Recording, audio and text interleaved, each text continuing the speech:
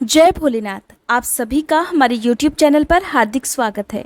आइए जानते हैं सावन मास के कृष्ण पक्ष में पड़ने वाला प्रदोष व्रत कब है, व्रत कब रखना है, इस दिन सूर्योदय और सूर्यास्त का समय क्या रहेगा, त्रयोदशी तिथि कब से लेकर कब तक रहेगी, प्रदोष काल का समय इस दिन क्या रहेगा, प्रदोष व्रत रखने से क्या फायदे हो सकते हैं, प्रदोष व्रत की पूजा कैसे करनी चाहिए और आप सुनेंगे प्रदोष व्रत की कथा भी। जिस तरह से एकादशी का व्रत भगवान श्री हरि को समर्पित होता है, ठीक उसी तरह से त्रयोदशी का व्रत भगवान शंकर को समर्पित होता है, क्योंकि त्रयोदशी के दिन शाम को प्रदोष काल में पूजा की जाती है। इसी कारण इसे प्रदोष व्रत कहा जाता है। इस दिन पूरे शिव परिवार की सच्चे मन से पूजा करने से जो भी मन की इच्छा है वो पूर्ण हो जाती है। इस बार सावन महीने के कृष्ण पक्ष का प्रदोष व्रत है 25 जुलाई सोमवार को, और इसी दिन सावन मास का दूसरा सोमवार व्रत भी रहेगा। अगर आप भी सावन सोमवार के व्रत रखते हैं तो दोनों व्रत आप एक ही दिन रख सकते हैं। किसी भी व्रत को प्रारंभ करने से पहले हाथ में जल या पुष्प लेकर व्रत रखने का संकल्प जरूर लेना चाहिए। 25 जुलाई सोमवार को शाम 4:17 से त्रयोदशी तिथि प्रारंभ होगी और समाप्त होगी 26 जुलाई मंगलवार की शाम 6:47 पर। यहाँ पर एक बात आप ध्यान से समझ लीजिएगा कि 25 जुलाई को ही प्रदोष व्रत रखा जाएगा, क्योंकि 26 जुलाई को इस बार सावन मास की शिवरात्रि है।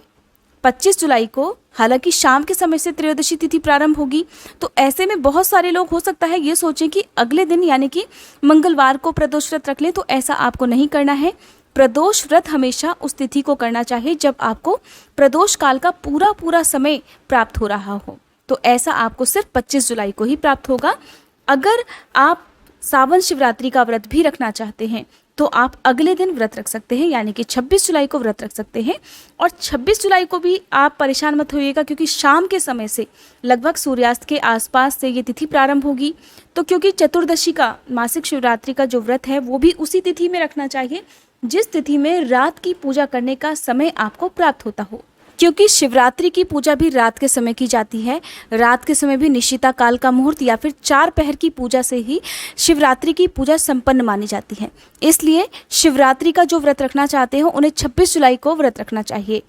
अब बात आती है कि किन्हीं लोगों का तो हो सकता है सोमवार का व्रत भी हो सकता है प्रदोष व्रत भी और हो सकता है कि आपने मासिक शिवरात्रि का व्रत भी रखना हो। तो आप व्रत कैसे खोलेंगे, किस तरह से अगला व्रत प्रारंभ करेंगे, ये इस वीडियो के लास्ट में मैं आपको बताऊंगी। 25 जुलाई सोमवार को सूर्योदय का समय रहेगा सुबह 5:58, सूर्यास्त का समय रहेगा शाम 7:08 पर। और किसी भी प्रदोष व्रत में शाम को प्रदोष काल के समय ही पूजा की जाती है, तो प्रदोष काल का समय रहेगा शाम 6:23 से लेकर 7:53 तक।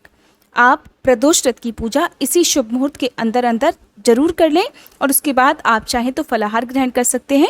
प्रदोष व्रत में नमक का सेवन नहीं किया जाता है। जो लोग पहली बार व्रत प्रारंभ करना चाहते हैं तो आप सावन महीने के किसी भी पक्ष से प्रदोष व्रत प्रारंभ कर सकते हैं, लेकिन पहले प्रदोष व्रत के दिन आपको निश्चित संख्याओं का संकल्प जरूर लेना है। जैसे कि आप 1 साल के लिए व्रत करना चाहते हो, 11 या 26 की संख्या में प्रदोष व्रत रखना चाहते हो, तो आपको उतनी ही संख्याओं का संकल्प लेकर फिर निश्चित संख्या पूरी होने के बाद व्रत का उद्यापन भी करना चाहिए। प्रदोष व्रत के दिन जल्दी उठकर स्नान आदि से निवृत्त होकर आप साफ स्वच्छ हल्के रंग के वस्त्र धारण करें। यदि संभव हो तो सफ़ेद या हल्के गुलाबी रंग के वस्त्र भी आप धारण कर सकते हैं। हाथ में जल या पुष्प लेकर व्रत रखने का इस प्रकार संकल्प लें कि हे भोलेनाथ, आज मैं पूर्ण श्रद्धा और भक्ति भाव से सावन मास के कृष्ण पक्ष का सोम प्रदोष व्रत रखने जा रही हूँ। आपकी कृपा से इस व्रत को रखने में मुझे कोई भी बाधा न आए। ये व्रत आपके चरणों में समर्पित है। हे भोलेनाथ, आपकी जैसी इच्छा हो वैसा कीजिए। मेरी जो भी मनोकामना है, मुझे पूर्ण विश्वास है कि आप मेरे इस व्रत को स्वीकार कर मेरी मनोकामना भी पूर्ण करेंगे। और फिर हाथ में लिए गए जल या पुष्प को श्रद्धा के साथ भगवान के चरणों में अर्पित कर दीजिए। फिर एक आसन पर बैठकर आपको भगवान की पूजा की तैयारी करनी है। क्योंकि सोम प्रदोष व्रत है, इस दिन सूर्य देवता को जल भी अर्पित करें। 1 लोटा जल आप अपने पितरों के नाम से सूर्य देवता को अर्पित करें। यदि संभव हो तो सुबह की पूजा भी आप आसपास के शिव मंदिर में कर सकते हैं, नहीं तो आप अपने घर के ही मंदिर में पूजा कर सकते हैं। आसन पर बैठकर आप पूर्व दिशा की ओर मुंह करें। भगवान शंकर को गंगा जल से स्नान कराएं। गंगा जल छिड़के माँ पार्वती जी को गंगा जल से स्नान कराएं। पूरे मंदिर में आप गंगा जल छिड़ककर पवित्र कर लें। फिर धूप दीपक जलाएं। भगवान को चंदन का तिलक लगाएं। माँ पार्वती को सिंदूर अर्पित करें। चाहे स्त्री हो या पुरुष, भगवान शिव के साथ साथ माँ पार्वती जी की पूजा भी आज के दिन करनी चाहिए। पूरे शिव परिवार की पूजा की जाती है तो भगवान गणेश, भगवान कार्तिकेय और नंदी बाबा की पूजा भी आपको करनी है। यदि पूरे शिव परिवार की आपके पास तस्वीर या प्रतिमा ना हो तो मन में भी आप ध्यान कर सकते हैं। फिर भोलेनाथ को भांग, धतूरा, बेलपत्र, शमी पत्र, ये सब वस्तुएं आपको श्रद्धा के साथ ओम नमः शिवाय मंत्र का जाप करते हुए अर्पित करनी है। धूप दीपक जलाएं, भगवान को फलों का भोग लगाएं, कोई भी मौसमी फल आप भगवान को अर्पित कर सकते हैं। और ध्यान रखना है, प्रदोष व्रत है, भगवान को अखंडित चावल अर्पित किए जाते हैं। यहाँ तक कि अक्षत में भी साबुत चावल, अखंडित चावल ही अर्पित किए जाते हैं। टूटे हुए चावल भोलेनाथ की पूजा में कभी भी प्रयोग नहीं करने चाहिए। माँ पार्वती को आज के दिन श्रृंगार की सामग्री अर्पित करें। सावन का महीना है, हरी चूड़ियाँ अर्पित करें। मेहंदी, श्रृंगार की जो भी सामग्री है, चुनरी वगैरह, वो आप चढ़ाएं। यदि आप खुद सुहागिन हैं तो पूजा करने के बाद अगले दिन इन सब वस्तुओं का आप खुद भी प्रयोग कर सकती हैं या मंदिर में दान दे सकती हैं। और इसके अलावा आप अपने घर की किसी भी सुहागिन महिला को श्रृंगार की ये सामग्री उपयोग करने के लिए दे सकती हैं। महामृत्युंजय मंत्र का पाठ करें, गायत्री मंत्र का पाठ करें, व्रत की कथा पढ़ें और सुने, आरती करें, क्षमा याचना करें और शिव चालीसा का पाठ तो आपको पूरे सावन मास करना ही चाहिए। इस तरह से आपका व्रत प्रारंभ होता है। यदि आपके पास रुद्राक्ष की माला है तो दिन में जब भी आपको समय मिले आप रुद्राक्ष की माला से 108 बार ओम नमः शिवाय मंत्र का जाप भी कर सकते हैं। यदि माला ना हो तो आप मन में भी जाप कर सकते हैं। दिन भर भगवान का ध्यान करें, दिन भर भगवान से उनके बच्चों की तरह गिड़गिड़ाकर प्रार्थना करें कि आपकी जो भी मनोकामना है वो उसे पूर्ण करें। फिर शाम को प्रदोष काल प्रारंभ होने से पहले ही एक बार फिर से स्नान आदि से निवृत्त हो जाएं, साफ स्वच्छ वस्त्र धारण करें और यदि संभव हो तो शाम की पूजा आप मंदिर में जाकर ही करें। आसपास जो भी शिव मंदिर हो वहां जाकर पूजा करें। कहते हैं कि जिस शिवलिंग पर सभी की नज़र पड़ती हो उस शिवलिंग पर प्रदोष काल के समय जल अर्पित करना, जलाभिषेक करना बहुत ही शुभ फलदायी माना जाता है।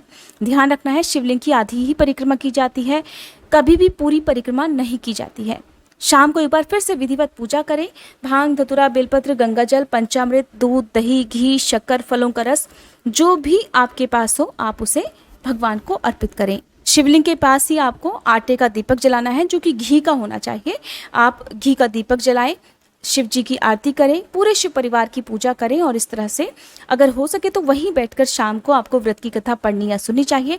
यदि ऐसा नहीं होता है तो कोई बात नहीं है, आप घर पर आकर भी व्रत की कथा पढ़ या सुन सकते हैं।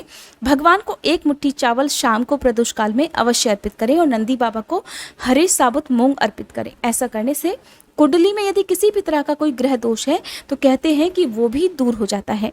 फिर आपने भगवान को जो भी भोग लगाया है उसे आप घर आकर प्रसाद रूप में सभी सदस्यों में बांटें। सावन के महीने में आप जब भी चाहे वो सावन सोमवार का दिन हो, प्रदोष व्रत का दिन हो या कोई भी दिन हो, शिवलिंग पर जब भी आप जलाभिषेक करने के लिए जाते हैं तो जो जलधारी से जल गिरता है उसे आप थोड़ा सा जल लोटे में जरूर लाएं। आने के बाद सबसे पहले अपने घर के मुख्य द्वार पर, अपने मंदिर में, अपने जितने भी घर में कमरे हैं उन सभी में जरूर छिड़कें और सभी सदस्यों को हथेली पर, दाहिनी हथेली पर ये जल दें। इस जल को पीना नहीं चाहिए, सिर्फ आंखों पर या मस्तक पर लगाना चाहिए। ऐसा करने से घर में सकारात्मक ऊर्जा आती है और भगवान की कृपा भी प्राप्त होती है। इस प्रकार शाम को प्रदोष व्रत की पूजा संपन्न हो जाती है। आज के दिन अखंडित चावल से बनी खीर का भोग भगवान शंकर को लगाया जाता है। तो अखंडित चावल से बनी खीर का यदि हो सके तो गाय के दूध से आप ये खीर बनाएं और उसको भगवान को अर्पित करके खुद भी आप इसे प्रसाद रूप में ग्रहण कर सकते हैं। हालांकि बहुत से लोग प्रदोष व्रत में अन्न नहीं ग्रहण करते हैं तो आप अगले दिन खीर खाकर ही या कोई भी मौसमी फल खाकर व्रत का पालन कर सकते हैं। लेकिन जो लोग निराहार नहीं रह सकते वो शाम को खीर खा सकते हैं। प्रदोष व्रत के दिन शुद्ध सात्विक भोजन आपके घर में बनना चाहिए। किसी तरह का झूठ, चोरी, पाप, नशा इत्यादि काम नहीं होने चाहिए और व्रत रखने वाले लोगों को भी ऐसे लोगों से दूर रहना चाहिए, नहीं तो व्रत खंडित हो जाता है। आपको कोई भी विशेष उपाय करने की आवश्यकता नहीं होगी अगर आपने सच्चे मन से प्रदोष व्रत के दिन प्रदोष काल में भगवान की पूजा कर ली। कहते हैं कि भगवान तो अपने भक्तों के मन का हाल जानते हैं। वो जैसे भी हो, जिस भी हाल में, चाहे वो स्नान करके, बिना स्नान करके पूजा करते हैं, उसी को स्वीकार कर लेते हैं। कई बार लोग प्रदोष काल के समय घर पर नहीं होते हैं। यदि आप बाहर कहीं भी हैं तो आपको प्रदोष काल का समय पता होना चाहिए। उस समय अगर आप सच्चे मन से ओम नमः शिवाय मंत्र का जाप करके भगवान का मानसिक रूप से ध्यान भी कर लें तो भी भगवान उस 2 मिनट की पूजा को स्वीकार कर लेते हैं। भोलेनाथ को बेल वृक्ष और शमी का पौधा बहुत प्रिय होता है। यदि संभव हो तो आज के दिन एक एक दीपक इन वृक्षों के नीचे आपको जलाना चाहिए।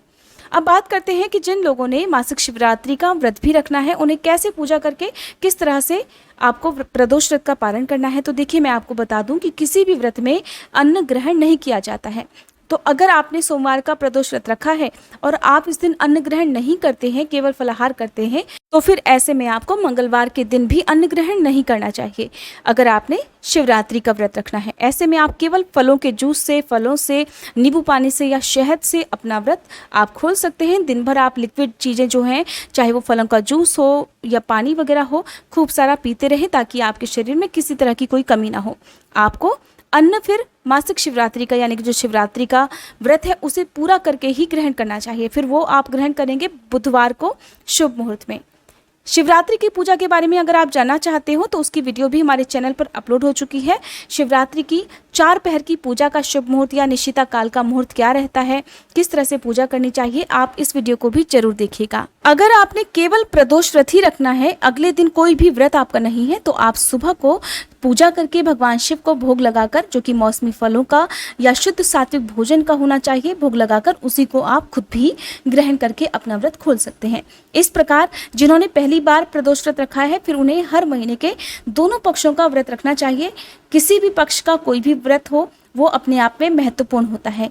कभी भी ये नहीं सोचना चाहिए कि आपने केवल सोम प्रदोष व्रत ही रखना है या केवल बुध प्रदोष रखना है या भौम प्रदोष रखना है।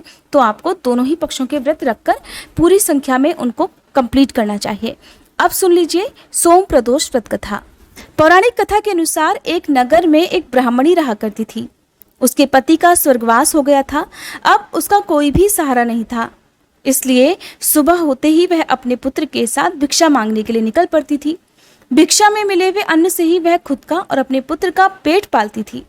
एक दिन की बात है, वह ब्राह्मणी घर लौट रही थी तो उसे रास्ते में एक लड़का घायल अवस्था में कराहता हुआ मिला। ब्राह्मणी को उस पर दया आ गई और उसे अपने साथ अपने घर ले आई। वह लड़का विदर्भ देश का राजकुमार था। शत्रु सैनिकों ने उसके राज्य पर आक्रमण कर उसके पिता को बंदी बना लिया था और राज्य पर नियंत्रण कर लिया था, इसलिए वह जंगल में मारा मारा भटका फिर रहा था।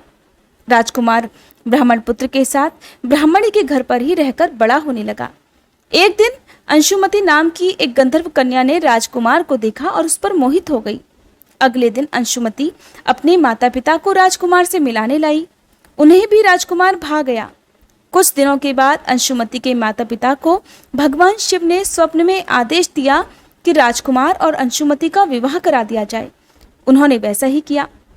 ब्राह्मणी प्रदोष व्रत रखा करती थी।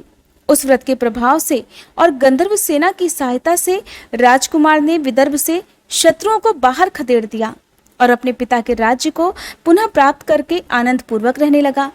राजकुमार ने ब्राह्मण पुत्र को अपना प्रधानमंत्री बना लिया। ब्राह्मणी के प्रदोष व्रत के महात्म्य से जैसे राजकुमार और ब्राह्मण पुत्र के दिन फिरे, वैसे ही शंकर भगवान अपने दूसरे भक्तों के दिन भी फेर देते हैं। प्रेम से बोलिए भोले शंकर भगवान की जय। हे भोलेनाथ, इस कथा को कहने, सुनने और हुंकारा भरने वाले सभी भक्तों की रक्षा करना, सभी की बिगड़ी बनाना।